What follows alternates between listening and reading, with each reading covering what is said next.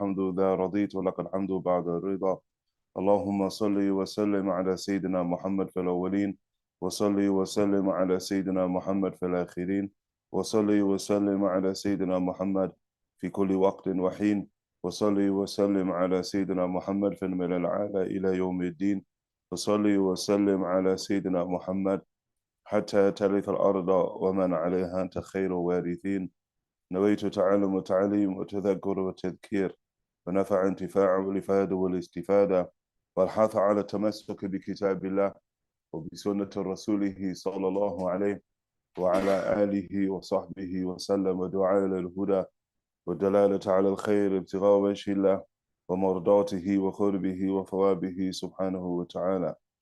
وبه إليه قال حدثنا محمد بن إسماعيل حدثنا أبو نعيم حدثنا المسعودي عن عثمان بن مسلم بن هرمز النافع بن جبير بن مطعم عن علي بن أبي طالب رضي الله تعالى عنه قال: لم يكن النبي صلى الله عليه وعلى آله وصحبه وسلم بالطويل ولا بالقصير، شثر الكفين والقدمين، ضخم الرأس، ضخم الكراديس، طويل المسروبة، إذا مشى تكفؤا كأنما ينحط من صبب، لم أرى قبله ولا بعده مثله صلى الله عليه وعلى آله وصحبه وسلم.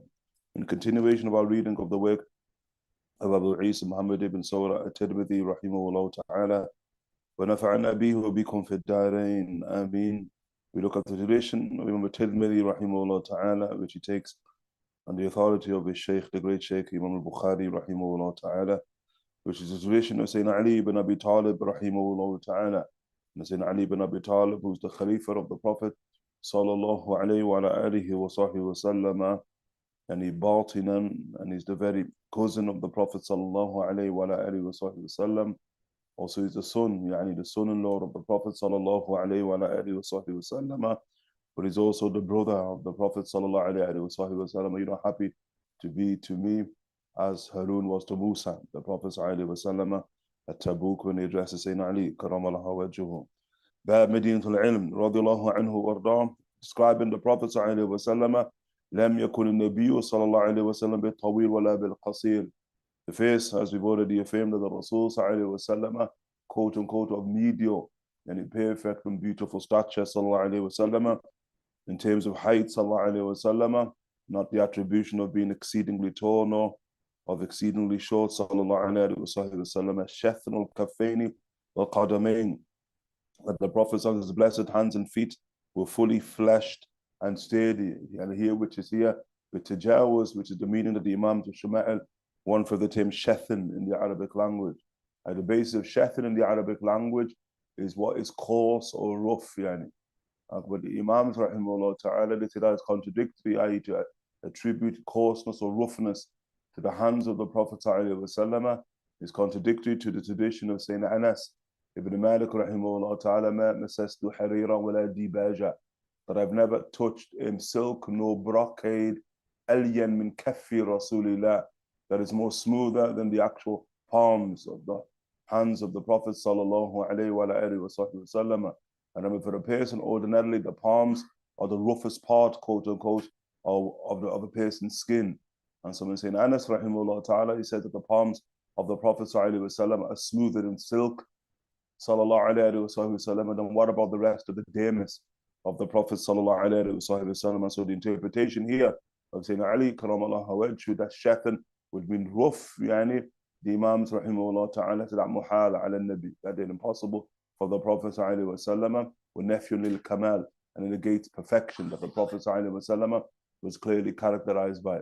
And so thereby the Imams rahimahullah ta'ala, what he say would be tajawuz. With tajawuz, they say that, well, what type of person ordinarily would have rough hands? And they say a person who ordinarily would have rough hands is a person who's manual in nature, that they use their hands a lot. And so a person who's manual in nature, thereby their hands become, quote, more firm and more stronger. And so it's that firmness, or here is translated steadiness. It's with tajawuz how the Imams rahimahullah ta'ala want to understand the term shathan, and when applied to the Prophet sallallahu alaihi wasallam, but you would not find that term shathan having that meaning applied to other than the Nabi sallallahu alaihi wasallam. So it's unique in its interpretation for the Prophet sallallahu alaihi wasallam. Shathnul kaffaini wal-qadamain, and that's both his palms of his hands as well as his feet, sallallahu alayhi wa alihi wa sallam. In the tradition, you see when water would flow upon the very feet of the Prophet sallallahu alaihi wasallam, how it would flow smoothly over the smooth and blessed feet of the Rasul sallallahu alaihi wasallam, which once again is negating to the environment in which the Prophet sallallahu alaihi wasallam found himself in. Ordinarily arid climates, desert climates, are the likes of which the Prophet sallallahu alaihi wasallam was in inside of Mecca, the likes of which the Prophet sallallahu alaihi wasallam was in to a degree inside of Medina Munawwara. It would more so, if environment was influential and imposed itself upon a person, it would require the feet to be somewhat more coarse, somewhat more rough. Okay? But again, what we understand about the Prophet ﷺ, that he's not influenced by environment, period. But rather the Prophet ﷺ influences the environment, period. Sallallahu alayhi wa alihi wa sahbihi wa sallam. Dakhmul Ra's.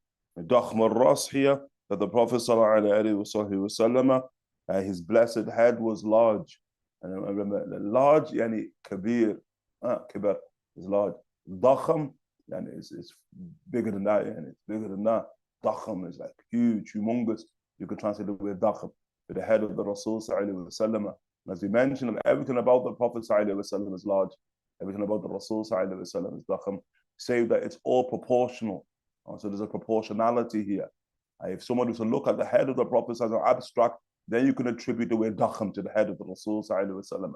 But in context, as you will see, mu'tadil al-khalq. You'll see that in the description of Sayyidina Hindi bin Abi Hala, that the Rasul sallallahu alaihi wasallam, his khalq, his physical disposition sallallahu alaihi wasallam, was perfectly proportioned. Perfectly proportioned. Sallallahu alaihi wa ala alihi wa sahbihi wa sallam. Wa dakhm al-karadis. I got the word dakham again. The karadis are your major joints here. And so like one could say that the skeleton of the Rasul sallallahu alaihi wasallam, when you say somebody's big boned, you could use that word, that big can be attributed to the Prophet sallallahu alaihi wa alihi wa sahbihi wa sallam. Tawil al-masruba. And Tawil al-masruba sallallahu alaihi wa sahbihi wa sallam, that he had a thin line of hair that ran from his blessed chest to his navel, sallallahu alaihi wa sahbihi wa sallam, masruba. al-Ul-Awwal an-nadhra, when you look at the Prophet sallallahu alaihi wa sallam and say him, will show us that he's ajrad. Ajrad, and your first hukm when you look at the body of the Rasul sallallahu alaihi wasallam, that it's free of bodily hair. Okay, so the Rasul sallallahu is free of bodily hair. Without looking with tama'un, without looking carefully, he's free of bodily hair sallallahu alaihi wasallam. That there's only one quote-unquote protruding and very visible line of hair upon the Prophet sallallahu alaihi wasallam, and that's what's called a masruba. Like a thin line that runs from his navel, the flex of the human being, all the way to the navel, yani, upon the opinion, where the navel would have been had the Prophet ﷺ had a navel. Obviously, many of them carry that the Rasul ﷺ was bereft of navel, okay? Because the Prophet ﷺ was born without umbilical cord, sallallahu alayhi wa sallam. Of the things that we understand, he was born without the umbilical cord, and he was born circumcised, sallallahu alayhi wa sallam. In the Mustadrak of al-Hakim, Imam al-Hakim, rahimahullah ta'ala, reports ijma', reports consensus upon that, radiyallahu ta'ala, yani anhu, warda, that he was born circumcised, sallallahu alayhi wa sallam. But likewise, without umbilical cord, and quote, there's no umbilical cord, then there's no what? There's no any navel, there's no belly button. And the belly button of the navel is what remains of the umbilical cord. But again, even more sort of fascinating than that there's no umbilical cord and there's no placenta. And there's no placenta, then quote unquote, how was the Rasul sallallahu alaihi wasallam sustained inside of the womb of Zuhra, inside the womb of his mother, said Amr bin Wahb radiallahu ta'ala anha, but the sir of that, we see in a very famous tradition of the Prophet sallallahu alaihi wasallam, أبيت عند ربي, that I spend the night with my Lord. يطعمني ويسقيني. It's Allah subhanahu wa ta'ala who feeds me, and it's Allah subhanahu wa ta'ala allows me to drink. And that is not something that begins في أيام النبوة ولا قبل أيام النبوة, but right there, mashallah ta'ala, from the very mashallah ta'ala womb of Zuhra, inside the womb of his blessed mother, sallallahu alayhi wa alihi wa sahbihi wa sallam, bal qabla dhalika, even prior to that, for the Prophet sallallahu alayhi wa sallam. And so this is the masruba, and it's the most famed line of hair that a person could ever possess. And it's the line of hair that was upon the blessed body of the Prophet ﷺ that was very visible. for those who are blessed to see. And that's why Dhu Mesruba, the possessor of the Mesruba, the Prophet sallallahu alayhi wa alihi wa sallam. Once again, Sayyidina Ali karamallahu wajhu speaks about the walk of the Prophet sallallahu alayhi wa sallam, which we further clarified in its own chapter. إِذَا مَشَى تَكَفُّأً, that when the Prophet sallallahu alayhi wa alihi wa sallam, once again, he would lean forward slightly. But that word slightly, تَكَفُّأً. In Arabic language, called a maf'ul mutlaq. Here saying that Ali rahimahullah ta'ala wants to stress the point of that what, of that incline of the Prophet sallallahu alayhi wa alihi wa sallam, that when you say slightly, and one could erroneously conclude that it's not really noticeable or visible. But by the maf'ul mutlaq of Sayyidina Ali rahimahullah ta'ala, he's saying that it is discernible. It's a discernible what, posture that the Prophet sallallahu alayhi wa alihi wa sallam displays when he walks sallallahu alayhi wa alihi wa sallam. And we said the walk here is the takaffu'an of the Rasul sallallahu alayhi wa sallam. Kada, he's inclining forward sallallahu alayhi wa sallam, as in the tradition that the Prophet walks, yani kasafina fi jariha. It's like a ship when it runs its course. And anybody, quote unquote, who sailed upon a ship, understand when a ship begins to move, one, it's going to, quote unquote, it's going to move, it's going to incline forward. And that's what you want with the Prophet sallallahu alayhi wa sallam. It's an incline of the Rasul sallallahu alayhi wa sallam when he walks. But likewise also, what you understand from a ship here, when it moves from port to starboard, yani, you're going to see that movement yani, from side to side. That's also noticeable with the Prophet sallallahu alayhi wa sallam. Hakada the Sidi Abdul Aziz al-Dabagh, and rahimahullah ta'ala, he says when the walk of the Prophet sallallahu alayhi wa sallam was unveiled to him, okay, because it's that important that the walk of the Rasul was unveiled to the great Imam of Wilayah, Sayyidina Abdul Aziz al-Dabagh al-Fasi, rahimahullah ta'ala, that he said what was discernible is how the Rasul sallallahu alayhi wa sallam moved from side to side, sallallahu alayhi wa alihi wa sahbihi wa sallam, and when he walked, kanu yanhat min sabab, it's as if the Prophet sallallahu alayhi wa sallam is descending an incline. And there's two things there. One of them is, mashallah, is the speed at which the Prophet sallallahu alayhi wa sallam is walking. Because you're coming down an incline, the speed. But likewise also the necessity of being in control of that speed. Otherwise you're going to fall. And so the Rasul sallallahu alayhi wa sallam is holding back his true speed sallallahu alayhi wa sallam. And often that was out of rahmah for his companions, as we'll read with the Prophet sallallahu alayhi wa sallam. What kind of yasuq ashaba? That the Prophet sallallahu alayhi wa sallam, yasuq ashaba, he would drive his companions. Ma'ana yasuq, that he would always walk from behind. Like the Prophet would never be in front of his companions when he walked with his companions. Nobody would walk from the middle or from either side. But the Prophet ﷺ would always walk from behind, ﷺ, and the Prophet would ask the Rasul, why from behind? And the Prophet ﷺ would simply say, and it's literal as well as metaphor, because I've got your back here. I've got your back, I'm watching your back. The Prophet ﷺ would say, then he would say, so leave my back for the angels. Leave that for the angels, the Prophet ﷺ would say. But that there would cause difficulty for the Sahaba, isn't it? Because the speed at which the Rasul walks, how then are you going to maintain that? Nobody can maintain that. That's why I say that Abu Huraira, I remember, it's always important to understand that the people that Rasul were sent amongst, remember, these were men of war, men of war. And you get the point, and they're at the highest level of physical capacity, of athletic ability. You know, of them, they tell us that the average man and woman in the age of the Prophet ﷺ was the equivalent physically to a professional athlete in our day and age. That's the average man and woman. Okay? So what about those from the very hawashi of the Rasul ﷺ, the Imams of steel, the Imams of war, radiallahu ta'ala anhum wardahum. Okay? But still, Abu Huraira wa huwa minhum, Abdurrahman ibn Sakhr rahimahullah ta'ala, he would say, kunna najhad anfusana. Najhad al-Fusna, Najhad jihad, jihad, yani. When you walk with the Rasul sallallahu alayhi wa sallam, now that's jihad. Just to walk with the Prophet sallallahu alayhi wa sallam. Najhad al-Fusna, we would go to lengths when walking with the Prophet sallallahu alayhi wa sallam. وَهُوَ غَيْرْ مُخْتَرَفْ. وَهُوَ غَيْرْ مُخْتَرَفْ. The Rasul cool, calm and collected. He ain't breaking no sweat. Sallallahu alayhi wa sallam. Now what about if he did break sweat? That's part of the Yanhat min sabab.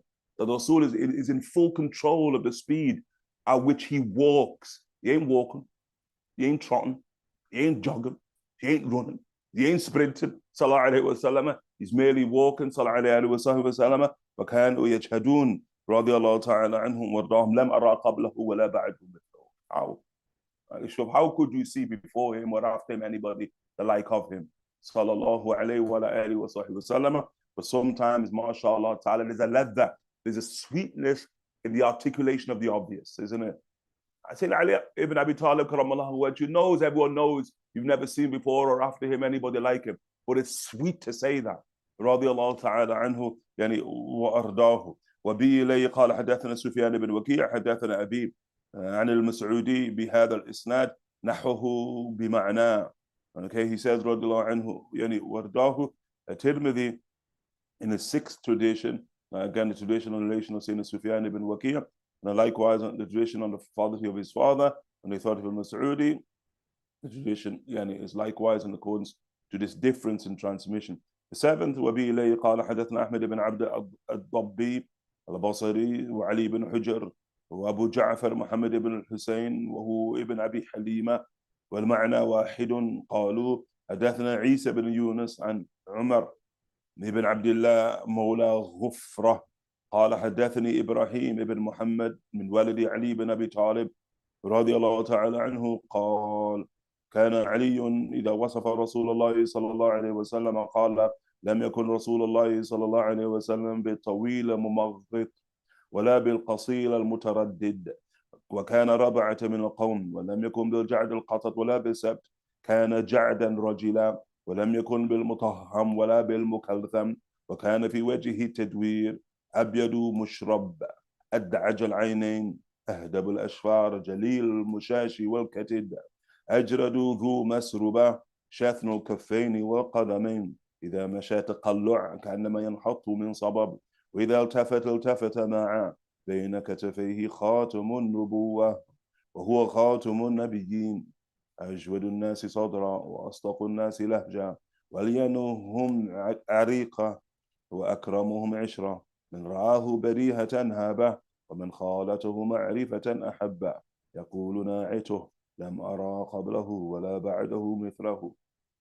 This tradition on the authority of Sayyidina Ali رضي الله تعالى عنه وارضاه, we see that حدثني إبراهيم ابن محمد, Ibrahim the son of Muhammad, من ولد Ali ibn Abi Talib, from the sons of Ali ibn Abi Talib, both Ibrahim here, who obviously is a grandson of Sayyidina Ali ibn Abi Talib, as well as his father, who's Muhammad here, and that is the famous Muhammad al-Hanafiya, and the radiallahu ta'ala anhu warda, from the khiyar of the tabi'in, from the greatest of the tabi'in, radiallahu anhu warda, the son of Sayyidina Ali ibn Abi Talib, not from Sayyidina Fatima Zahra alayhi salam. That's why it's called Muhammad al-Hanafiya, because his mother is from Banu Hanifa of the tribe of the Najd, the tribe of Musaylim al-Kadhab, and that they're the mother of Sayyidina Muhammad al-Hanafiya, and radiallahu ta'ala anhu, Imam, and the highest caliber of the second generation of the Muslims, radiallahu ta'ala anhu wardahu. Here describing again a sanad that remains inside the line of Sayyidina Ali ibn Abi Talib, and radiallahu ta'ala anhu wardahu. Sayyidina Ali ibn Abi Talib, like many of the Sahaba, radiallahu anhu wardahum, one having many wives, and by extension, having many, mashallah ta'ala, many children. And Sayyidina Ali ibn Abi Talib, like the Prophet ﷺ, in radical monogamy when he's married to Sayyidina Fatima Zahra alayhi salam.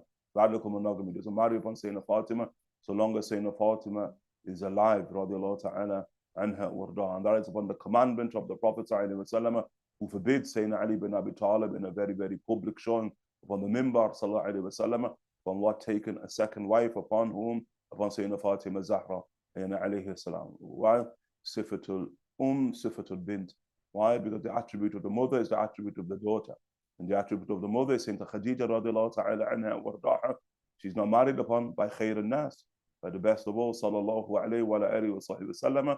The attribute that is found inside of Sayyidina Fatima alayhi salam thereby goes to the inside of Sayyidina Khadija radiallahu anha wardaha, thereby goes to the other daughters of Sayyidina Khadija radiallahu anha wardaha, the greatest of them being whom Sayyidina Fatima Zahra alayhi salam. But it's after the death of Sayyidina Fatima radiallahu ta'ala anha wardaha, which was 6 months after the death of the Prophet sallallahu alayhi wa alihi wa sallam, upon the strongest of opinion, fi ghurrat Ramadan, in the beginnings of Ramadan, that Sayyidina Ali ibn Abi Talib thereby will begin to marry, and he marries approximately 30 different women. Sayyidina Ali karamallahu wajhu. From amongst them, it's a woman from Banu Hanifa, and from here comes the best of his sons, other than Sayyidina Hassan and Hussein, except al-Muhsin from Sayyidina Fatima Zahra, who's the great Imam of the Tabi'een, Sayyidina Hum, and Muhammad al-Hanafiya radiallahu ta'ala anhu warda. And so from that line, قال كان علي, he says that Sayyidina Ali, karamallahu wajhu, that he used to describe the Messenger of Allah sallallahu alaihi wasallam. He would say that the Messenger of Allah sallallahu alaihi wasallam was neither extremely tall, okay, sallallahu alaihi wasallam, nor extremely short, sallallahu alaihi yani wa ala alihi wa sahbihi wasallam. Aywa.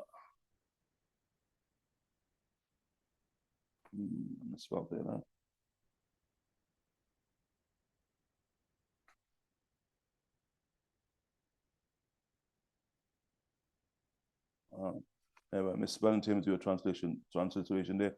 I mumaghit, not mumaghit. As you translate mumaghit. There's no shadda on the meme. There's a shadda on the ghain. Mumaghit. The word in Shama'il, and again, those words are very important, as he said inside the Shama'il. The Messenger of Allah was neither extremely tall, sallallahu alaihi wasallam, nor extremely short, sallallahu alaihi wasallam, affirmed. And he was of mediate stature amongst his people. And it's not just amongst his people, but amongst men. Rab'ata min al-qawm. The words of Sayyidina Ali rahimahullah ta'ala, and the meanings of pronounced qawm, although ordinarily you can have this meaning of people, ordinarily, and that's with tajawuz. The tajawuz, not the literal meaning. The literal meaning of qawm is rijal, is men. The definition in dictionary, al-qawm, al-rijal dun al-nisa. It's men in opposition to women, men as opposed to women. So we use the word qawm in the Arabic language. It doesn't include women ordinarily, okay? It includes men. And that they sound, especially here when you measure the issue of height, because as a rule, what's the height of a woman got to do with the contextualization of the height of a man? The average height of women is different from the average height of men. And so here the Rasul what's been spoken about, sallallahu alayhi wa sallam, is the average height of men. Sallallahu alayhi wa sallam, in rabba'atan min al-qawm. Sallallahu alayhi wa sallam, wa lam yakun bil ja'd al-qatat wa la bil-sabt. And that the Prophet sallallahu alayhi wa sallam once again has discussed that his blessed hair was neither extremely curly, tight curls, nor was it straight, lank, sallallahu alayhi wa sallam. Rather, it was slightly wavy, okay, slightly wavy, which again is not necessarily what it says. What it says, the hair of the Rasul sallallahu alayhi wa sallam was what? Was ja'adan rajila. And so ja'adan rajila. And so there are two sort of attributions to the hair of the Rasul sallallahu alayhi wa sallam. The first one, ja'ad, which is curly. Okay, the Arabic, he has curly hair, sallallahu alayhi wa sallam, clearly. And that the hair of the Arabs, or the hair of the Arabs, even to this day, the Arabs have curly hair, ja'adan. And then the second, rajul, and we mentioned rajul before. Rajul, it relates to the straightening out process of the hair, the grooming.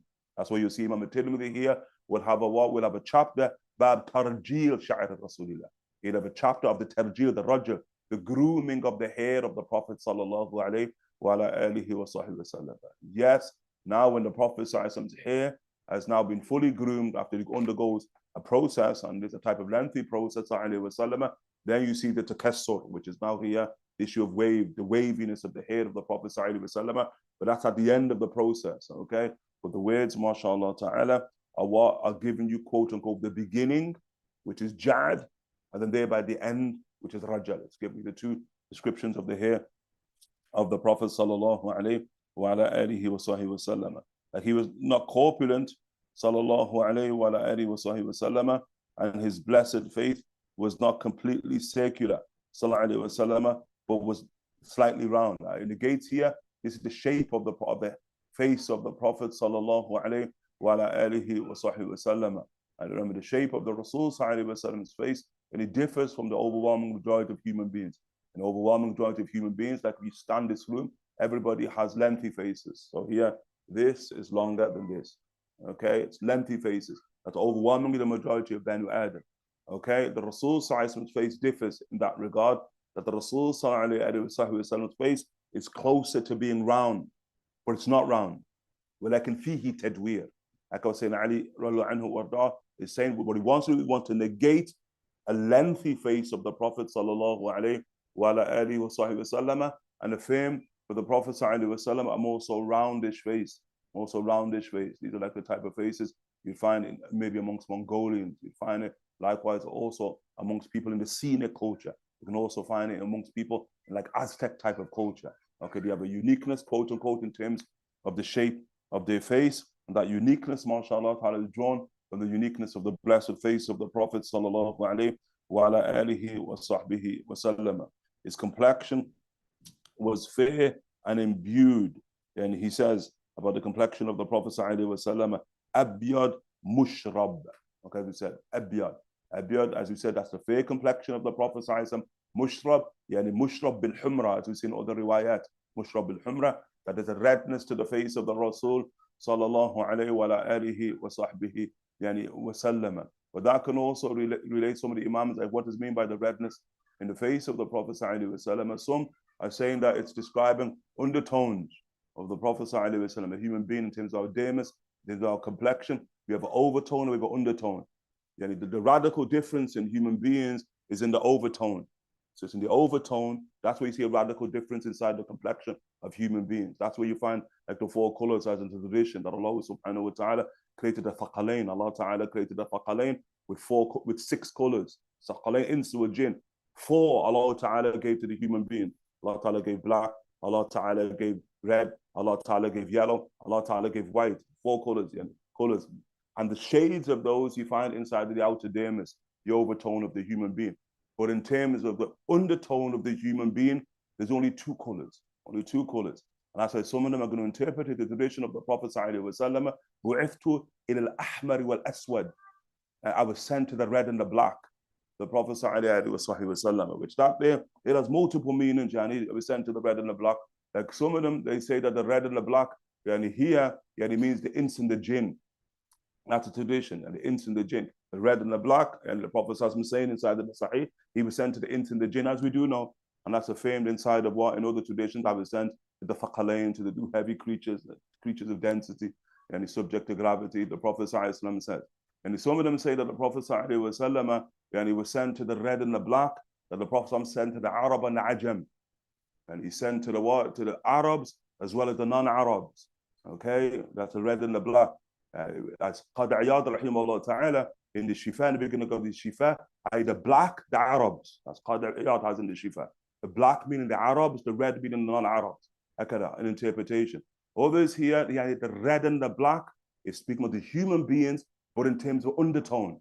That all human beings in their complexion, in dermatology, human beings only have 2 undertone complexions. You're either black or you're red. You're either black or you're red. And some of them, the widest interpretation we heard on that is this duality of worldview of the Arabs. Like the Arab, the world, like who was it? Shaykh Diop has a work called Civilization or Barbarism. And in that work, when he discusses that human beings are either sun people or ice people. The people of the sun or people of the ice. And the Arabs clearly, as they say in the proverbial, nobody knows the sun like the Arabs. Nobody knows the sun like the Arabs. So the Arabs, in terms of their worldview, how do they view human beings? They're human beings in color only of 2 types. How do you know what type of color they are? Put them under the sun. Put them under the sun. When they're under the sun of Arabia, they had to turn black or they turn red. What have we had? So I got the red and the black. I got the strangest interpretation of the Faqih here about the red and the black, whom the Prophet ﷺ was sent to. But here, Al-Abyad, the Prophet ﷺ, fair, mushawwash bil humra, mushrab, mushrab bil humra, sallallahu alayhi wa alihi wa sallam. And as translated here, fair and imbued with a bit of redness here, as we find in other traditions, his blessed eyes were very black. And ad'aj here, very black. It's contrasting. And between the eyeballs, very white, and the pupil, the corneas, the iris being very black. That contrast is what we call ad'aj. Ad'aj. And so the Rasul is ad'aj al-aynain, sallallahu alayhi wa alihi wa sahbihi wa sallam. Yani in terms of his eyes, those eyes of the Prophet sallallahu alayhi wa sallam are the very eyes that Allah subhanahu wa ta'ala used as an archetype for the hur al-ayn. The hur al-ayn, the hur. And what's hur here? Hur in the Arabic language, white hur. White in the Arabic language. That's why the disciples of Jesus are called the Hawariyun. What do you mean they're called the Hawariyun? Here in the Tafsir, the Hawariyun, because what? They used to wear white clothes. You know the riwayah that they're called the Hawariyun because of what? Because when Jesus first engaged them, they used to dye textile. He found them in the Jordanian River and they were dyeing textiles white. That's what they call the Hawariyun. Okay, others say they're called Hawariyun, tajawuzan. Yeah, and the metaphor, and like here being luminosity, the Hur al-Ain, and the Hawariyun of Jesus. And so the Hur here are the white one, wide-eyed maidens.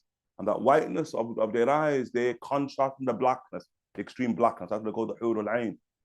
But defined by their eyes, and those eyes crafted in accordance to what? To the archetype of the eyes of the Prophet sallallahu alaihi wasallam. And even in terms of the oriental nature of their eyes, but the eyes of Hur al-Ain, also there's Orientalism to them. Orientalism to them is at this side here. Okay, here. Okay, on that side of their eyes is an Orientalism to their eyes. And that Orientalism to their eyes also we see inside of the Prophet sallallahu alaihi wasallam. That's what you see in the eyes, we will see it described by him, Ashkal al-Ainain, that the Rasul sallallahu alaihi wasallam, how do we look at them? He had a type of Orientalism to his eyes. Sallallahu alaihi wa ala alihi wa sahbihi wa sallam. Okay, يعني المشرب الذي صلى الله عليه وسلم. يعني هي رضي الله عنه وارضاه سيدنا علي كرم الله أدعج يعني شديد السواد العين. The blackness of his eye was the blackness of his eyes was extremely black. صلى الله عليه وسلم. يعني the Prophet أهدب طويل الأشفار. That the Prophet صلى الله عليه وسلم also, and afwan here, the Prophet صلى الله عليه وسلم, his eyelashes يعني were long. صلى الله عليه وآله وسلم. Once again, that's part of what? Of the elements of beauty inside of the face of the Rasul sallallahu alaihi wasallam. And the face of the Rasul is overwhelmingly beautiful. But Allah subhanahu wa ta'ala masks that beauty with what? With majesty. So there's in the face of the Rasul sallallahu alaihi wasallam, there's going to be elements that are clear manifestations of beauty, and there are elements that are clear manifestations of majesty, of jalal, as opposed to jamal. But the eyelashes of the Prophet sallallahu alaihi wasallam, these manifestations of beauty, sallallahu alaihi wa ala alihi wa sahbihi wa sallam. And his blessed shoulders, sallallahu alayhi wa sallam, were broad, sallallahu alayhi wa alihi wa sallam. He was not hirsute, sallallahu alayhi wa alihi wa sahbihi wa sallam. Yani here, that's what he said, it was ajrad, hirsute. But the Prophet sallallahu ajrad, yani the Prophet sallallahu was free of bodily hair, sallallahu alayhi wa alihi wa sahbihi wa sallam. Got it? That's what I mean by hirsute. Hirsute here, the Rasul sallallahu in Arabic, ajrad. Ajrad means naked, stripped of. He's stripped of bodily hair, sallallahu alaihi wasallam. Again, that's awwal another. You look at him, you see he has no bodily hair. If you get close to the Prophet sallallahu alaihi wasallam, then you can notice slight hair here. It's going to be very slight, very difficult to perceive. Upon the shoulders of the Prophet sallallahu alaihi wasallam, upon the shoulders of the Rasul sallallahu alaihi wasallam, very, very slight upon his arms, sallallahu alaihi wasallam. Other than that, the Rasul sallallahu alaihi wasallam free of bodily hair, but then do masruba. Sayyidina Ali rahimahullah ta'ala is going to speak about the masruba once again, this thin line of hair that ran from his blessed chest to quote unquote his navel. Sallallahu alayhi wa sallam. Once again, his blessed hands and feet were fully fleshed and steady. When the Prophet walked, he walked with vigor and taqallu'a, as if descending a height, sallallahu alayhi wa sallam, here, to walk with vigor. But the basic meaning of it is how that when the Rasul walks, he picks up his feet. He doesn't drag his feet, sallallahu alayhi wa sallam, but he picks up his feet, sallallahu alayhi wa alihi wa sahbihi wa sallam. Because one of the best ways to try to understand the walk of the Prophet sallallahu alayhi wa sallam is when you see, quote unquote, can use the metaphor of what? Of a soldier, the way a soldier marches. And when a soldier marches, how they pick up their feet. They're not going to drag their feet along the ground. Okay? Sure. But with the Rasul sallallahu alayhi wa sallam, the better metaphor is looking at a sprinter, like a 100-meter sprinter. If you look at a 100-meter sprinter, how they walk, how they run, then you have to take that and capture the posture. You're going to capture everything about the posture of the Prophet sallallahu alaihi wasallam. One, you'll see that the takaffur. You'll see that the sprinter will incline forward. Two, if you got a front view, you're going to see the movement from side to side. Three, you're going to see how they pick up, quote unquote, they pick up their feet to the point that the knees are almost parallel with the waist when they're moving. All of that about the Prophet sallallahu alaihi wasallam helps us capture the very way in which the Prophet sallallahu alaihi wasallam would walk, not sprint like them. And can you imagine them, shuf, Same boat there going against the Prophet sallallahu and the Rasul walking and he mashallah ta'ala came and he's sprinting at top speed trying to do less than 10 seconds. Sure. The Rasul still win, huh? Still win. The only one the Rasul allows to beat him is Aisha.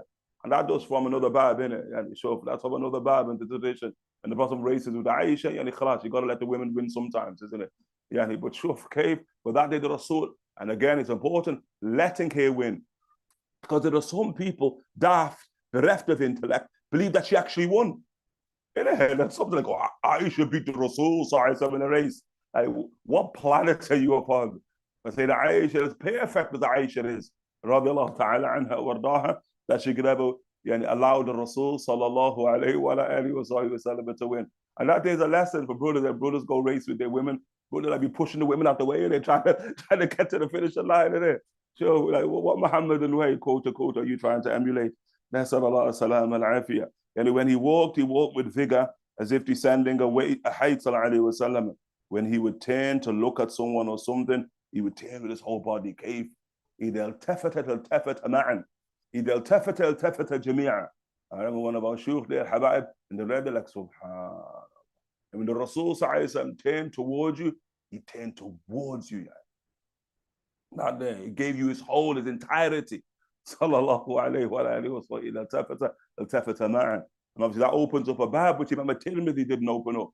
Others of them, Nabahani, know they open up, which is the bab of the basar, the sight of the Prophet sallallahu. That's one of the things we don't see inside of Tirmidhi, the chapter upon the sight of the Rasul sallallahu. That there, إِذَا الْتَفَتَ مَعَهُ, that opens up the very sight, basaruhu, the sight of the Rasul sallallahu. From the uniqueness of the sight of the Prophet sallallahu is that he has 360-degree peripheral vision. Okay, 360-degree peripheral vision. If you try to understand what 360-degree peripheral vision, to shuf all the way to Jannah. You go all the way to Jannah when Allah subhanahu wa ta'ala says to Qiyamah, Allah ta'ala says, Wujuhun yawmaidin nadira ila rabbiha nadira. Face, the word wujuh. Look at that word wujuh. On that day, aglow ila rabbiha nadira. Gazing at their Lord. What the word wujuh? The Imams, rahimahullah ta'ala, they're going to have three understandings. There's tawheed, aqidah here. Three understandings of the word wujuh. The word wujuh is the plural of the word wedge. So what wedge is there? Okay, wedge, let's translate as face. So the Imams, rahimahullah ta'ala, first and foremost, they say the wujuh here, face, means the eyes. Okay, it's the eyes. It's the actual eyes that you're seeing Allah ta'ala with. As one would maybe presuppose, when you say you're looking at God, you're looking at God with your eyes. Okay? That's like the statement of Al-Laqan in the Jawhara, وَمِنْهُمْ مَنْ يُنْظَرْ بِالْأَبْصَارِ وَلَكِنْ بِلَا كَيْفٍ وَلَا انْحِصَارٍ. From amongst them, people of Jannah there, are the ones who gaze upon God bil-absari, with ocular vision, with their eyes. Okay? You say, well, Allah Ta'ala says face, He didn't say eyes. But in the Arabic language, إطلاق الكل للبعض. You can use the whole, but mean the part. Like the language of the Arabs. Okay? So they mean the eyes. Meaning number one. Meaning number two, we're getting higher now. Nah, it ain't the eyes. You're gazing upon Allah Ta'ala with bilin hisar alone, but the entire face. So in the people of Jannah, your entire face becomes a vehicle of perception. Higher that is in. Which will also include the eyes, because the eyes are in the face. That's so the word wedge, would you? Literally, that you will see God with your face. Every atom in your face is gazing upon God. Then also, kullu shay'in halik illa wajha. Like with Allah Ta'ala. Everything is in a state of annihilation except wajha, wajh Allah. What's wajh of Allah Ta'ala? Not the face of God. Wajh here, the being, the kun, the countenance of God. So the word wajh in the Arabic language can mean the entirety of being. Haven't got it? Third meaning. That is the dominant opinion. Dominant opinion, in paradise, your entire being becomes a vehicle of perception. You see with your entire being, face, eyes, nose, shoulders, hands, all of that. You're gazing at paradise from all directions. That meaning is what we have with the Prophet inside of this world. And it's never been attributed to other than the Rasul save in this world. With his entire being, that's what 360-degree peripheral vision means that the Rasul had. That's what you see in the hadith in Bukhari and Muslim. The Prophet says, "Atimmu ruku' wa sujood." He would tell the companions, make sure you perfect your ruku', your bowing in prayer, and your sujood. Why? Because they're the Rasul Sallallahu and about to start praying. And khalas, there's people of tafawut in degrees, different degrees. I know some men get slack when they believe they're not being seen, isn't it? You can slack off in it. So some of them could slack off. They go, the Rasul's not watching me here because I'm behind his back. He can't see me. So the Rasul in Bukhari Muslim would say, perfect your sujood and your bowing, your prostrating and your bowing. Inni arakum min wara'i dhahri, because I see you from behind my back. Don't think that don't think there's some quotable place where you're obscure from me. Sallallahu alayhi wa alihi wa sahbihi wa sallam. But what it also shows you, because shuf, I see you from behind my back, but ya Rasulullah, there are others who are between me and you. You got the point? Like you see me from behind your back, but shuf ya Rasulullah, okay, that there are others who will be obscured in your vision from me. The Rasul is saying, no, nothing obscures my vision. And the vision of the Rasul sallallahu penetrates all physics. You read it like man go hide behind the wall, man like the munafiqeen that day on Bay'at al-Ridwan, where some of them are hiding behind camels. They don't want to take the Bay'at al-Maut behind camels, as if the Rasul can't see them hiding behind the camel. Rasul go see you behind the camel. Sallallahu alayhi wa alihi wa sahbihi wa sallam. A statement we make, if you understand what it means, you understand what it means. If you don't, what it don't. When Ibn al-Mubarak, the student of Sayyid Abdul Aziz al-Dabbagh, okay, he does certain things in the privacy of his home. And when he walks into the presence of Sayyid Abdul Aziz al-Dabbagh, Sayyid Abdul Aziz al-Dabbagh is not happy with him. And he says, yes, Sayyidi. And he's like, wow, what have I did? And so Sayyid Abdul Aziz al-Dabbagh says a statement captured as proverbial. What did he say? Who do you think was in the third bed? Yeah, just what do you mean? Who do you think was in the third bed? You think because you're in the privacy of your home, I can't see you? Oh, that's scary, that, isn't it? You think because you're in the privacy of your home, I can't see what you're doing. Now, if that's Sidi Abdul Aziz at the back, he inherited, but he inherited from whom? What portion of? We all got that, yeah?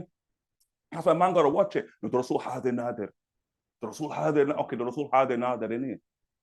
Sallallahu alayhi wa sallam in it. So don't think that there's a place where you can be when you're obscure from the vision of the Rasul. Sallallahu alayhi wa alihi wa sallam. Who do you think was in the third bed? Sallallahu alayhi wa alihi wa sahbihi wa sallam. Hakada, the vision of the Prophet sallallahu alayhi wa alihi wa sahbihi wa sallam. We have told students of one time we met a person, Allah Ta'ala bless him, this person, big mind, big intellect, subhanAllah. The biggest minds intellect of faqirs ever met. Huge, humongous mind, yani, intellectually. Yani. And so Hakada is all his theories of existence in the cosmos, nuclear physics, and what have you. Then he was making a statement that the human being is in this state of evolving to higher planes of perfection. That the reality of the human being has not yet been completed yet. And so this will be written Tareem there. Yeah. Well, like, what do you mean by that? He said, like, the human being still not perfect.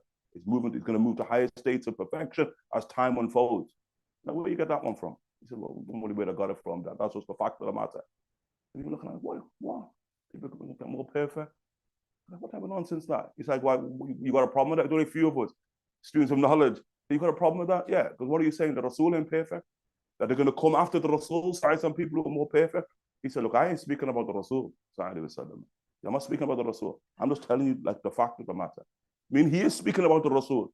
He's saying after the Rasul, there will come beings more perfect. So we're like, what the? People looking. And so we're sitting there explaining it in scientific terms. And man just looking at him. Man start going deaf now. Because now he's in the front of the Rasul. And one of the brothers there, Allah bless him, Allah bless him, out there, brother Hassan Sidqi, you translated the Mawlid. Hassan's like looking at the Faqih, like, what the hell is this man going on with, Jadi? What am I going on with there? And he's at the back of the gathering, and he's like trying to duck down. So he's obscure from my man's vision, my man's limited vision. So he's obscure. He's like, I'm off. I listen to this heresy here, Jadi. I'm like, nah, just khalas, wait, let's see how this whole thing plays out, Jadi. So there's somebody says to him, Tohib, the perfection that man will eventually reach when it all unfolds? He says, yeah. he says, do you have a good idea what this perfection looks like? And he says, yeah. I said, okay, well, that's a good place to start, isn't it?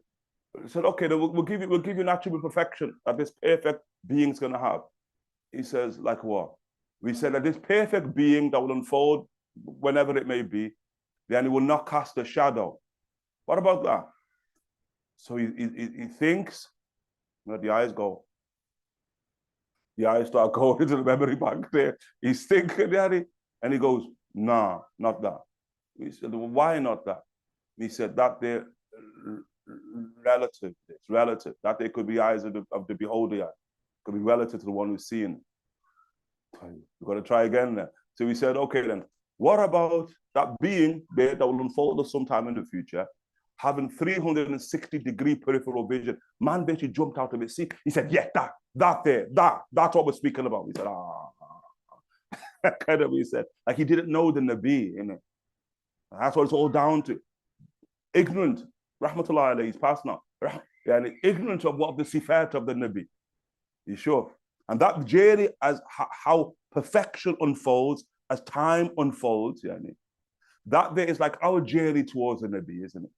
That the more we engage in Nabi sallallahu alaihi wasallam, we see Allah subhanahu wa ta'ala unfolding perfection, depicted quote unquote to us.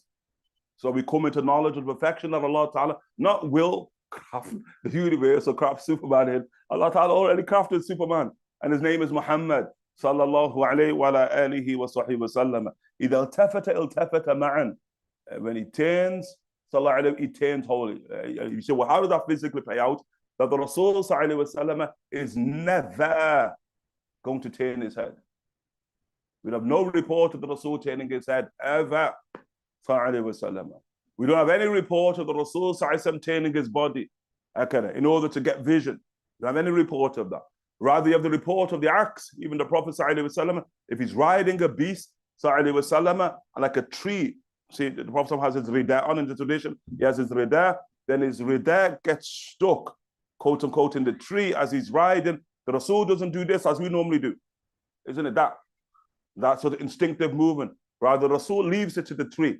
He rides, does a 180-degree turn, comes right back to the tree, faces the tree, sallallahu alayhi wa alihi wa sahbihi wa sallam, and takes it from the tree. Then 180-degree turn, sallallahu wa sallam, and he is upon his most merry way, sallallahu alayhi wa alihi wa sahbihi wa sallam. Never turns his head. That's why Sayyidina Abdul Aziz al-Dabbagh, when he describes the eyesight of the Prophet sallallahu wa sallam, he just calls it jihatul amam. As he calls it jihatul amam. Jihatul amam, the frontal direction. He sees everything in that frontal direction, sallallahu wa sallam. هكذا according to الدباغ رحمه الله تعالى. And so there, mashallah ta'ala, التفت معه صلى الله عليه وعلى آله وصحبه وسلم, that when he turned sallallahu alayhi wa alihi wa sahbihi wa sallam, to look at someone or something, he would turn with his whole body, sallallahu alayhi wa sahbihi wa sallam. That's why, we'll see again in Hind's description of the Prophet sallallahu alayhi wa sallam, jullu nadrihi al-mulahadha. That their statement will say, jullu nadri, man will do it all here. Jullu nadri al-mulahadha. They say in Hind, when he describes the Prophet sallallahu alayhi wa sallam, he said that his look was mulahadha. So the Imams want to ask, well, what does mulahadha mean? So if you look at the eyes, mulahadha here, that you call muq, this you call lihad in Arabic, muq and lihad. So he's saying mulahadha here, as some are going to affirm it, and many do affirm it, that the Rasul, he has this look. That the eyes of the Rasul, that's mulahadha, and so on. Does that with their eyes. Jul al-Nadri al-mulahadha, sallallahu alayhi wa sallam. Others, like Imam Jasus says, nah, what do you mean mulahadha there with that meaning? The Rasul can't be looking like that. He said, why can't the Rasul? Because he has no need to do that. When you're doing that, like you're trying to get a glance of something to that corner. You're trying to get a glance of something to that corner. He said the Rasul sallallahu alayhi wa sallam has no need whatsoever that. Why? Because he sees everything that. Everyone got it? And so from a perspective, that movement of the eyes is meaningless. Okay, meaningless. How can it from a perspective? Illa Allah subhanahu wa ta'ala has given us eyes. Why? Why is he giving us eyes? Sallallahu alayhi wa sallam. Again, it's not just to look outwardly, but we also have eyes to look inwardly, isn't it? Like a lot of And when he tells us like his spirituality, the eyes are the windows to the soul, like the physical eyes. A lot of that, what happens inside of your eyes is telling us what's going on inside of you, isn't it? And so when you move your eyes, often you're looking within, like we said here. You're looking in. You're not looking out, are you? Like, man go like this. What? You think he's looking up at the ceiling? He's looking up at the ceiling. You asked him what color the ceiling was, he wouldn't know what color the ceiling is. He's trying to access memory bank. He's trying to look inside in the internal senses. Are you sure? And so then some of them say, subhanAllah, modern, which the Fakir thought was interesting, because the Rasul comes as a healing for mankind. And in our day and age, as we know, we want to reach the age, they used to say, when we get to 2020, the number one killer of the human being, of men, is going to be depression, and so the second killer inside of women. How used to tell us, quote unquote, depression and anxiety and what have you, and we hear it, khalas, and none of us, say that we know people who are suffering from depression, suffering from anxiety, suffering from deep states of grief and sadness, isn't it? The age, and we get it, because the age is a depressing age. The age is a sad age, isn't it? So thereby show, like in neuro-linguistic programming, which often deals with issues of the eyes, they say that the greatest way to cure issues of depression and anxiety, issues of mental health, is how that. They keep doing that, How can they teach you to do that? The greatest way that is cured. And so often you see, like, when even if we interpret it as a vision, jullu nadri al-mulahada, as that, that you understand that Rasul is not looking outwardly, because he has no need, but he's showing us a way to approach the internal disequilibrium that often exists inside of, quote unquote, the mental state of the human being. The Prophet that is nothing that the Prophet does say that it has profundity of meaning to us who are seeking meaning in the one who Allah Ta'ala completed his meaning. Sallallahu alayhi wa alihi wa sahbihi wa sallam. Araftum. Well, then when we get to it, then what does Jull al-Mulahada mean if it doesn't mean that? Mulahada in the Arabic language means to take note.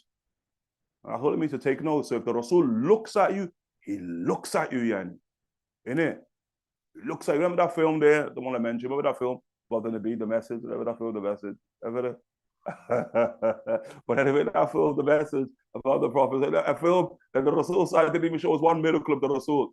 Not even one miracle. Not one. Not even one. Not even a little one. Not even the moon going click. Not even that. They didn't show us nothing on the Prophet. What message were you sending us about the Prophet? But there's one part that Fakir does remember it from all those years ago about the message. Remember that man there at the beginning of the thingy? And then the Rasul comes and the man says, who is that man who's looking into the depths of my soul? Remember that part? That day,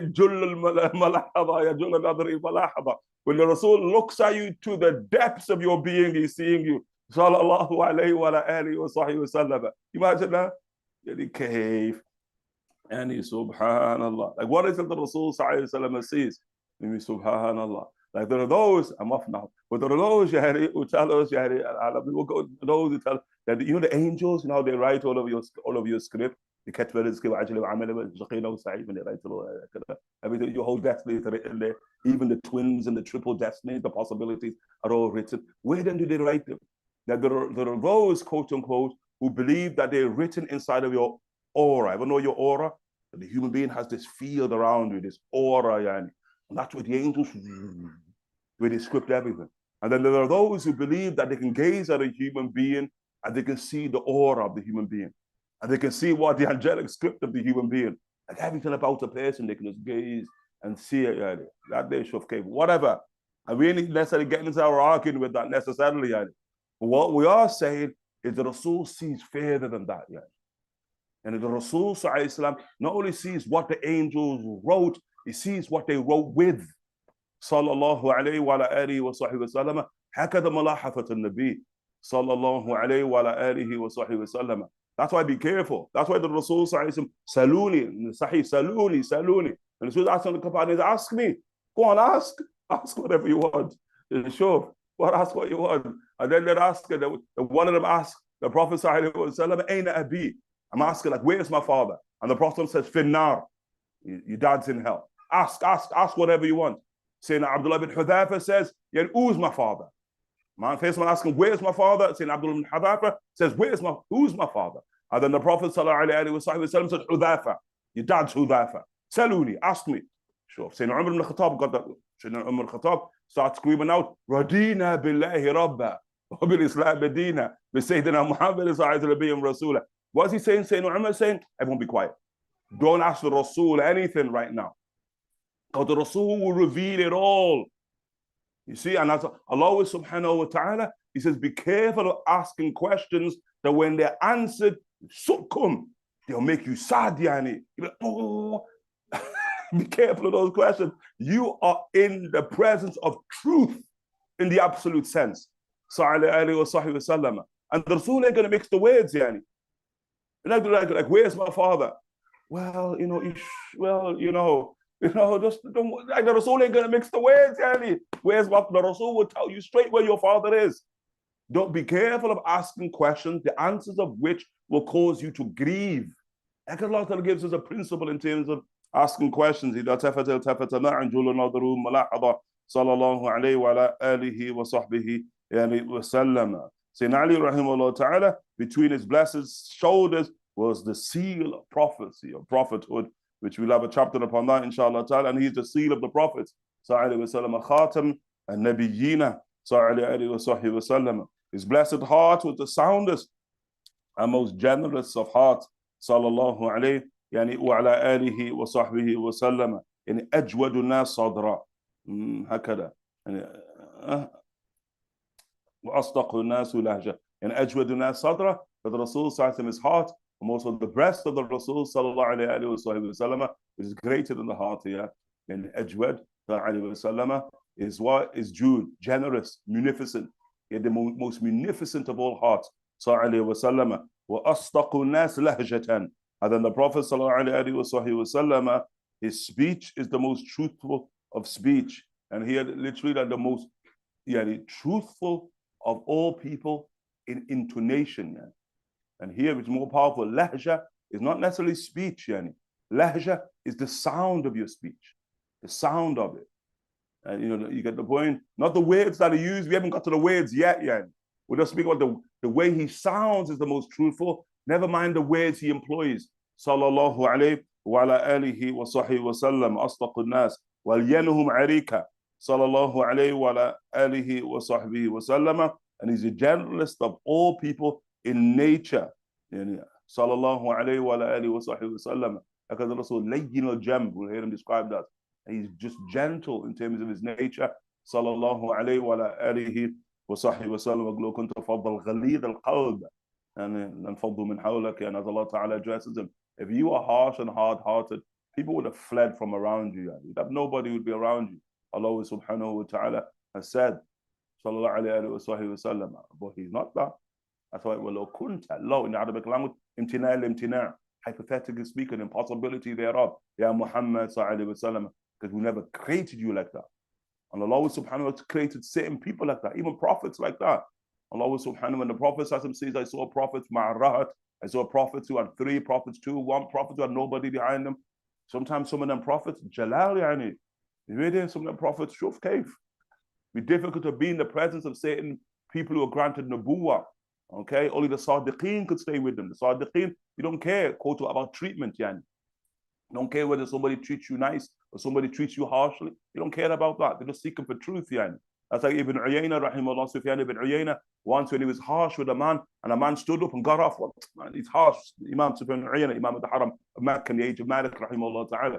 Sufyan ibn Uyayna, he says, subhanallah, he says, look at a man who will allow harsh treatment to prevent him from the truth. Look at that, yeah. Because the way I treated him, he made that a barrier between him accessing the truth from me. Sufyan ibn Uyayna, rahimahullah ta'ala says, Shuf Cape. But the Prophet says, no, Yawm al-Qiyamah, nobody has an excuse to not take from the Nabi.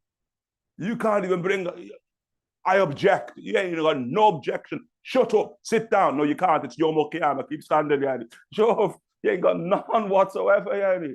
The Rasul sallallahu alayhi wa sallam, as Allah ta'ala mursalat, udran aw nudra. They come to cut off all excuses. All excuses are cut with the coming of the Prophet sallallahu alayhi wa sallam. Aliyan sallallahu alayhi wa sallam, layno jem, sallallahu alayhi wa sallam. He was the gentlest of all people in nature and the noblest of them in social interactions and companionship, sallallahu alayhi wa sallam, ishra, sallallahu alayhi wa sallam. He completes saying, Ali karamallahu wajhu, whoever saw him unexpectedly, and he would be awestruck, haiba. And if you engage the Rasul, sallallahu alayhi wa sallam, now you're engaging the Prophet, sallallahu alayhi wa sallam, jalal. You're in the midst of majesty, perfection of majesty. That they will now imbue inside of your heart, oh, haiba.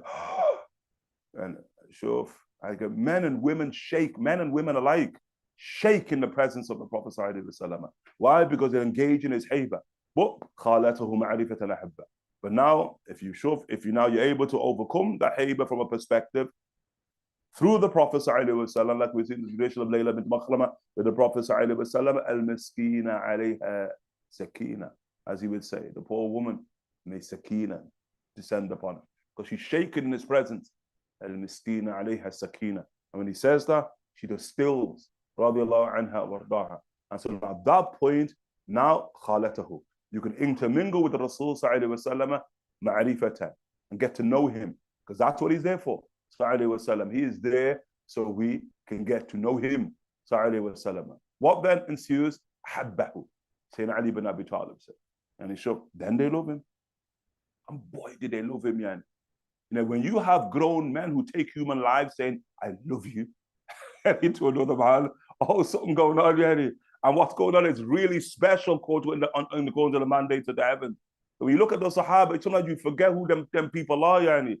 Them Sahaba take lives, yani. Sayyidina Ali bin Abi talking about love here. Sayyidina Ali bin Abi Talib, radiallahu anhu, killed hundreds of people, yani. Hundreds. Sayyidina Ali. And in one engagement, Sayyidina Ali bin Abi Talib killed 300 people in one engagement. 300.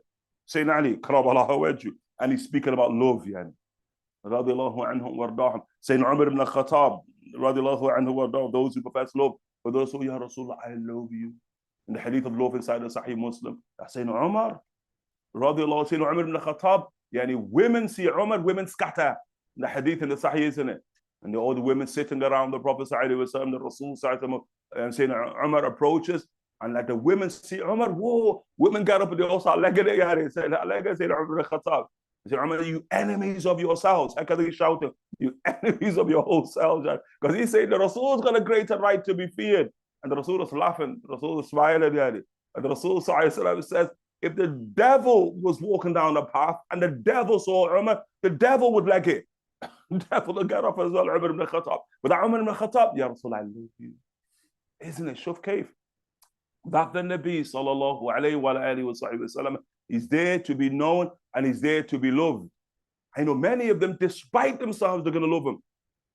Like there you see them all, he's the most hated man to me. Then the Rasul touch you. Oh, he's the most beloved man. How'd that happen?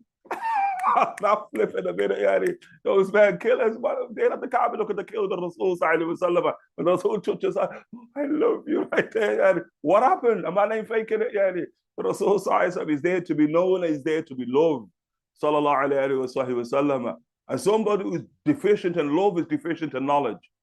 When some of us saying, oh, you know, all these man talking about love of the Nabi sallallahu alaihi wasallam. Yeah, because you're jahul, as Allah Ta'ala says. You have compound, profound ignorance of the Prophet sallallahu alaihi wasallam, so that you don't know how to love the Prophet sallallahu alaihi wasallam. Like somebody asked the most stupidest of all questions, why do you celebrate the birth of the Rasul? Tell me why. Why? That day is like, Allah, I think no faqih should ever answer that question no more. And khalas, rufi'at al-aqlam, jaffat al-suhuf. Pens lifted, pages dried. You sure? Beanheads, some people in it. I came, I go, why do you celebrate the birth of the Rasul? Sallallahu alayhi wasallam. I want to know your dalil, akhi. What's your dalil for celebrating the birth of the Rasul? Sallallahu alayhi wasallam. And the worst, if they're in the midst of a mawlid, Ya Rabbi salli ala Muhammad, like they can't even, Allah, they can't even, subhanallah, kayf, yani. There ain't no love. There ain't no love, yani. Sure. Like the reality of it, don't get it wrong, obviously there's a lot of dalil, yani. But love blinds. Love blinds, yani. You're in love with the Rasul, I don't need dalil. When you tell me I need dalil, yeah, I don't need dalil. What's my dalil for breathing? What's my dalil for eating, for sleeping? Tell me the dalil for that. Bring that from the kitab. And so I don't need dalil, yeah. Yani, shuf, they even tell us, Imam Asfahani, rahimahullah, Asfahani, the great influence of Ghazali, rahimahullah ta'ala, look at the profundity of this statement. When there's love, there's no need for law. So that statement, powerful, the weight and go there. When there's love, there's no need for law, yeah. Hagan Asfahani, rahimahullah ta'ala says, shuf, kaif. Oh, some people get you mad in life, yeah. Allah ta'ala. That's why we're all depressed. We've got to start doing this. People show let's flipping the eyes from the right to the left, yeah, and people start speaking. That's sallallahu alayhi wa sallam. The Rasul sallallahu alayhi wa sallam. And now, for one, where do we find ourselves with sallallahu alayhi wa sallam? We have interacted with him whilst knowing him would love him, and the one who would describe him sallallahu alayhi wa sallam would say, I saw neither before him nor after him anyone like him sallallahu alayhi wa alihi wa sallam. Here we're just going to complete with this, inshallah ta'ala, this tradition. Again, showing you the difficulty of the tradition of Sayyidina Ali and the words inside the Shama'il. Imam al-Tirmidhi, unique, brings his own glossary of terms. He wants to explain the terms that were employed by Sayyidina Ali, karamallahu wajhu, due to the refinement of those terms. And notes from Imam al-Tirmidhi, قال أبو عيسى, Imam al-Tirmidhi, سمعت أبو جعفر محمد بن حسين يقول سمعت الأصمعي يقول في تفسير صفة النبي صلى الله عليه وسلم الممغط الذاهب طول. وقال سمعت أعربيا يقول في كلامي تمغط في نشابته أي مدها مدا شديدا ومتردد الداخل بعضه في بعض قصرا. وأما القطط فالشديد الجعودة والرجل الذي في شعره حجونة أي كثن قليلا. وأما المطهم فالبادن الكثير اللحم والمكلثم المدور الوجه والمشرب والمشرب الذي في بياضه حمراء والأدعج شديد سواد العين والأهدب طويل الأشفار والكتد مجتمع الكتفين وهو الكاهل والمسربة هو شعر الدقيق الذي كأنه قضيب من صدري إلى السرة والشاثن الغليظ الأصابع من الكفين والقدمين وتقلع أن يمشي بقوة. هو صبب الحجور يقال انحدرنا في صبوب وصبب. وقوله جليل المشاش يريد رؤوس المناكب والعشرة الصحبة والعشير الصاحب والبديحة المفاجأة يقال بدهته بأمر أي فجأته به. I heard Abu Ja'far Muhammad ibn Hussein say, I heard al-Asma'i rahimahullah ta'ala, Asma'i of the great sort of lexicographers of Islam, early Islam, of the Shaykh, or of the students of Imam al-Shafi'i rahimahullah ta'ala, Imam al-Asma'i rahimahullah ta'ala, in terms of language. I heard al-Asma'i explain the meaning of the word mumaghit, yani mumaghit rather, translated, used to describe the Prophet sallallahu alaihi wasallam. He said it means excessively tall. He also said, I heard a Bedouin Arab once say figuratively, so-and-so tamaghata fi nushabatihi, meaning so-and-so lengthened his arrow to an extreme length. The word mutaraddid means one who is so short that he appears compressed. And the word qatit means extremely curly. The word rajal refers to one whose hair is curvy. That is to say, it is slightly wavy. As for the word mutahham, it means corpulent, having much flesh. Mukaltham means one with a circular face. Mushrab refers to one whose fairness is imbued with a bit of redness. Ad'aj refers to irises, the iris of the eye, that are very black. Ahdab refers to eyelashes that are long. Ketid refers to the shoulder joints, which means the top of the upper back. Masruba is a thin line of hair that is likened to an arrow blade that runs from the chest to the navel. Shethin means fleshy digits, whether from fingers or toes.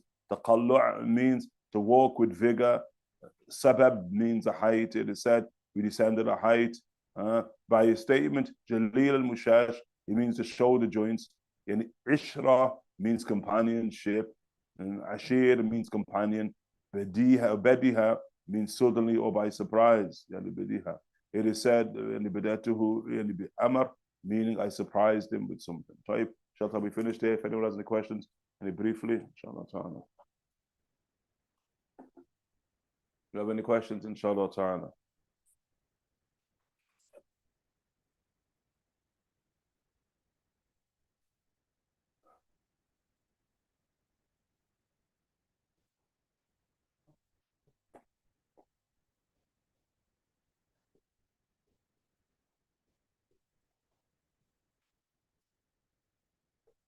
So I'm not getting your point, sir.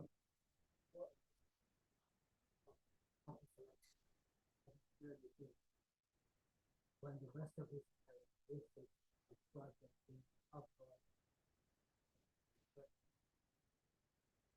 Yeah, Allah, I was sort of semi-got the point he's trying to allude to, but Allah Alam, significance of the Prophet happens clearly here, as if the Prophet meant having straight hair would have meant that's consistent with uprightness. Allah Ta'ala Alam with that, and I don't necessarily see that as a sound sort of parallel to make it. Allah Alam. Any questions there?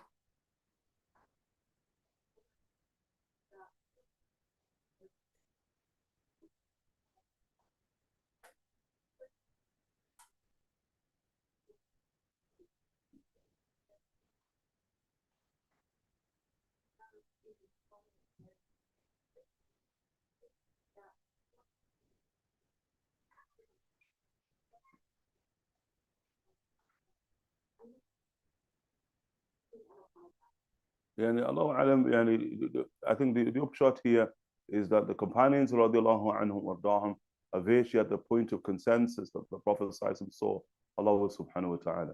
The only two sort of notable companions who seemingly quote unquote then object to that. And one of them, as you said, is Sayyidina Aisha radiallahu anha wardaha, and the other is Sayyidina Muawiyah ibn Abi Sufyan. The only two who quote who seemingly sort of break a near consensus of the companions in the seeing of the Prophet ﷺ. But if you complete the statement of Aisha, which is the point in question, with Aisha anha wardaha, she said, because she asked the Prophet ﷺ, what did you see? And the Prophet ﷺ said, Ra'aytu nur. So the answer in the tradition of Aisha is what the Prophet said, I saw light, yani. Oh Allah, as in Surah Nur, Allah nur as-samawati wal ard, Jalla Jalala wa ta'ala azamata. So from a perspective, although the Imams don't even want to engage necessarily the statement of Aisha necessarily, that's why, about Sayyidina Muawiyah and Sayyidina Aisha, they say that Sayyidina Aisha, we ain't even going to take whatever Aisha is saying, because when the Rasul ascended, Aisha was dun al-balugh, she was a child. So we're not going to take the statement of Aisha of having any weight because she was a child at that point. And likewise, Sayyidina Muawiyah, they said we're not going to take the statement of Muawiyah because he was a disbeliever at that point. So the Imams just ordinarily just dismiss Sayyidina Aisha and dismiss Sayyidina Muawiyah radiallahu ta'ala anhuma, which from a perspective you can understand, because when you have 124,000 companions and only two are saying something opposite, well, with due respect to the other two, and you can place yourself aside. But in the tradition of Aisha, she affirmed that the Rasul said that he saw nur, light. And then if you take Imam Abu Hamid al-Ghazali, rahimahullah ta'ala, al-Ghazali says light literally. Allah is light literally. That's Ghazali, rahimahullah ta'ala, in his Mishkat.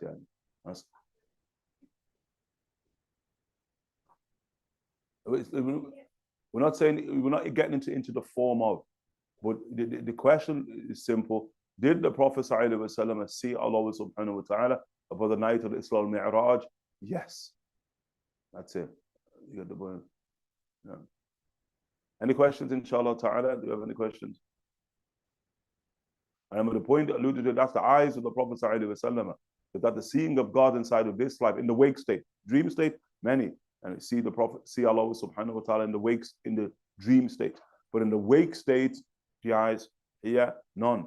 And that there opens up one of the reasons why Allah subhanahu wa ta'ala gave the Prophet sallallahu alaihi quote unquote, the physical capacity to see him, sallallahu alayhi jalla jalaluhu ta'ala inside of this life. The same mechanics of form that everybody needs to see Allah subhanahu wa ta'ala inside of paradise. Inna ansha'nahunna insha'a. It's one of the reasons why Allah ta'ala will recreate the human being in order to enter into paradise in the river of, Bukhari, inside the river of life, the river of Majesty. Okay, so you have the capacity to see God. Jalla Jalaluhu wa ta'ala azamatuh. Allah subhanahu wa ta'ala, he gave that to the Prophet sallallahu alaihi wasallam, awwal al-khalq. He had it, sallallahu alaihi wasallam, and that manifested when the Rasul sallallahu alaihi wasallam was 52 years of age. And from a perspective when his nubuwwah was still young, his prophecy was still young, His Risala was still young. He has not yet migrated to Medina, to Munawwara, sallallahu alayhi wa sallam. The revelation now begins to rain upon him, sallallahu alayhi wa sallam, and elevation, mashallah, begins to move in quantum directions for the Prophet, sallallahu alayhi wa sallam. Anyone have any question? But even all of this, what we're speaking about, like the sight of the Rasul, sallallahu alayhi wa sallam, of them, the Imams, rahimahullah ta'ala, they say that sight that we discussed, that is born upon the night of Isra al-Mi'raj. Like prior to Isra al-Mi'raj, he doesn't have that sight. But Isra al-Mi'raj, that's when now it's capacitated inside of the Prophet sallallahu alaihi wasallam. Like many things, like when you get to the chapter of the smell of the Rasul, the sweat of the Rasul, that uniqueness of smell, that Isra al-Mi'raj, it was born in the Prophet sallallahu alaihi wasallam. He didn't have it prior to the Isra sallallahu alaihi wasallam. Do you have any questions, inshallah ta'ala? Any questions? جزاكم الله خيرا وصلى الله على سيدنا محمد وعلى آله وصحبه وسلم.